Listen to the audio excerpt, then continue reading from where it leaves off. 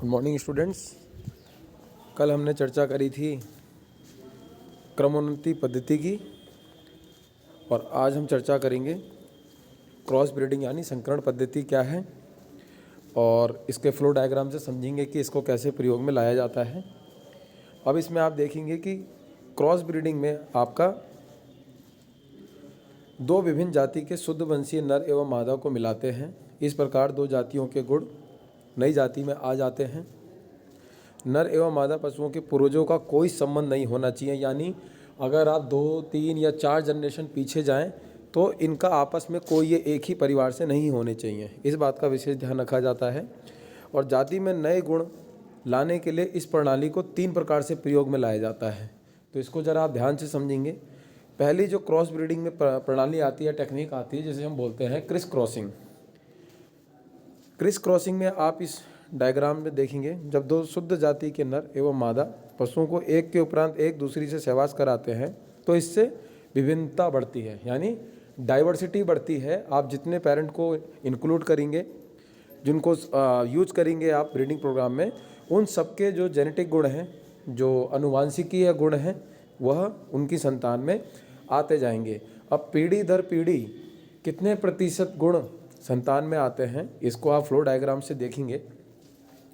तो यहाँ पे देखिए फ्लो डायग्राम दिख रहा है। इसमें आप देख सकते हैं कि शुद्ध वंशीय नर है, जिसको हम अ से डिनोट कर रहे हैं, और शुद्ध वंशीय मादा है, इसको हम ब से डिनोट कर रहे हैं।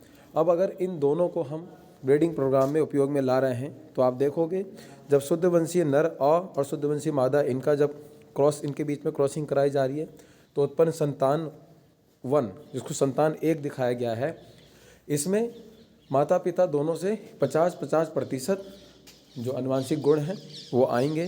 तो आप संतान 1 के नीचे देख सकते हैं 50% अ और 50% ब लिखा हुआ है।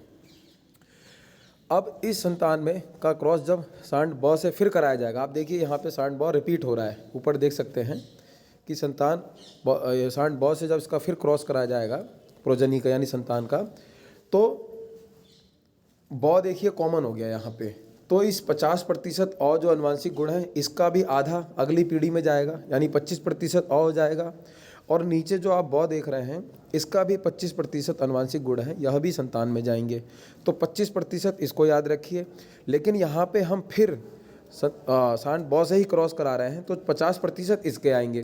तो 50% आनुवंशिक गुण और प्लस 25% आनुवंशिक गुण जो संतान में पहले से ही थे, ये जुड़ के हो जाएंगे 75% ब, यानी ब के अब इस संतान में लगभग 75% आनुवंशिक गुण देखने को मिलेंगे और अ के आपको 25% आनुवंशिक गुण देखने को मिलेंगे। फिर पुनः जब इस संतान 2 को हम फिर से अगली जनरेशन यानी अगली पीढ़ी में सांड अ से क्रॉस कराते हैं, तो आप देखेंगे कि इस संतान में पहले से 25% सांड अ के गुण हैं और 75% ब के गुण हैं।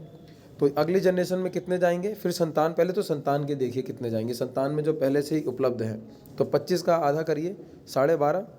और चूँकि यहाँ पे सांड अ से क्रॉसिंग हो रही है तो इसके कितने आएंगे 50। तो 50 इसके जोड़िए प्लस 25% और जो के गुण जो पहले से ही संतान में, इसके आधे, यानी इसका 50% जब संतान में जाएगा फिर से, तो इसका 50% कितना होगा, यानी इसका आधा कितना होगा 25% का 12.5। तो 12.5 ये, और सांड अ के जो फिर से आएंगे वो आएंगे 50, ये हो जाएगा 62.5%।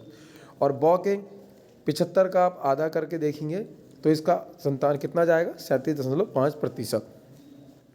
तो ये था हमारा क्रॉस ब्रीडिंग। इसको ध्यान से पढ़ेंगे और अगर नहीं समझ में आया तो मुझसे पुनः पूछ सकते हैं आप। Thank you.